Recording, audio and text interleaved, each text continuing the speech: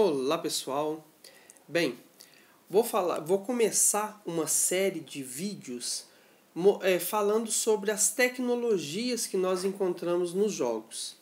E para começar, nada mais importante que o anti-aliasing, né, que é aquele recurso que tira o serrilhado da textura dos pixels.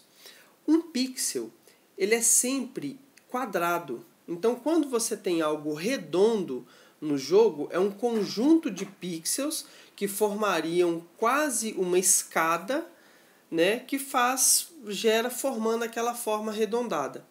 O anti-aliasing, o que ele faz? Ele trabalha com uma resolução muito mais alta, né, pega aquele onde você vê 8x, 16x, que é onde ele pega uma resolução, vamos usar um exemplo de 200 por 200 pixels, né, a resolução. Ele pega e multiplica aquilo ali 16 vezes, depois redimensiona para a resolução do seu monitor.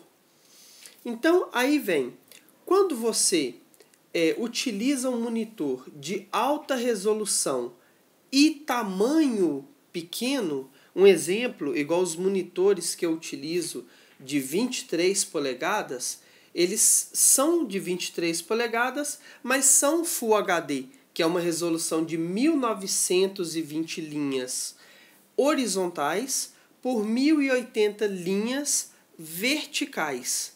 Essa resolução é alta para um monitor de 23 polegadas, mas ao mesmo tempo, nessa tela de 46, eu tenho a mesma resolução de 1920 linhas por 1080 linhas. Portanto, uma mesma imagem que eu utilizar na tela maior ou na menor, a imagem ficará mais bonita na tela menor. Por quê? Porque o pixel, né, a quantidade de pixel pelo tamanho da tela é muito maior do que numa tela maior. Então, o pixel na tela maior, ele é um pixel maior. Consecutivamente, você consegue perceber aquele serrilhado, fica muito mais visível o serrilhado numa tela maior ou uma tela pequena com resolução baixa, correto? Então, a primeira coisa que se deve fazer quando se vai configurar um jogo é usar a resolução máxima possível. Por quê? O anti-aliasing é um recurso muito mais pesado do que a resolução alta. Não que a resolução alta também não exija, né, o seu desempenho. Mas, se você tem um monitor de resolução mais alta, sempre utilize os jogos utilizando a resolução nativa do monitor. E caso mesmo assim a imagem não esteja te agradando tanto, aí você aumenta o anti-aliasing, porque ele exigirá muito mais desempenho do seu equipamento, correto?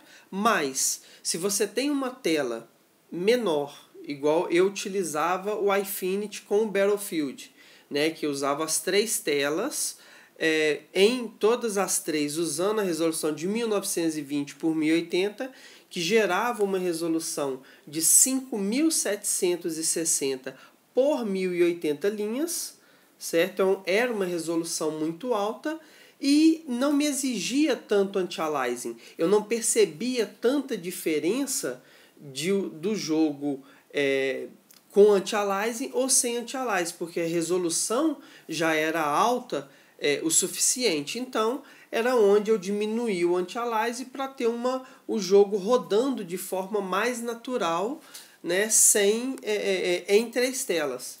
Então, muitas pessoas me perguntam sobre a utilização de vários monitores. Existem muitas coisas, pessoal, para se definir, para se configurar o uso de várias telas. Eu, particularmente, nem tenho usado tanto esse recurso por não ter uma quantidade significativa de jogos compatíveis com a tecnologia. E quando você transforma 3 telas em uma única tela, um exemplo, se você maximiza o seu navegador, ele vai maximizar para as 3 telas. E as páginas de internet não são configuradas para uma resolução horizontal tão grande. Então acaba sendo um pouco inviável, você tem que fazer outras configurações para ficar satisfatório. Eu sei fazer todas elas, interessados podem me procurar também. Quem quiser aprender a configurar os jogos para obter o melhor desempenho, também pode me procurar, né, para uma consultoria paga. Né? Tem meu Skype aqui na descrição do vídeo. Certo? Esse é o primeiro vídeo sobre anti-aliasing.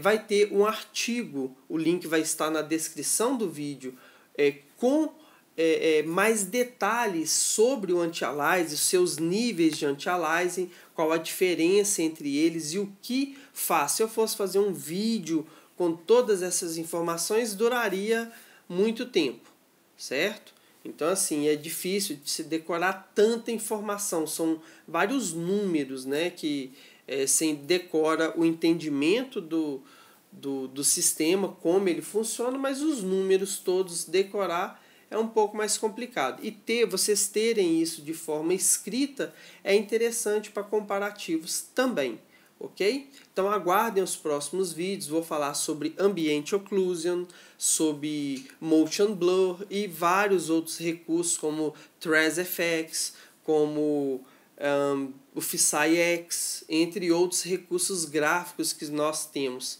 ok? E só lembrando, nos consoles você normalmente não tem essa configuração de anti-aliasing.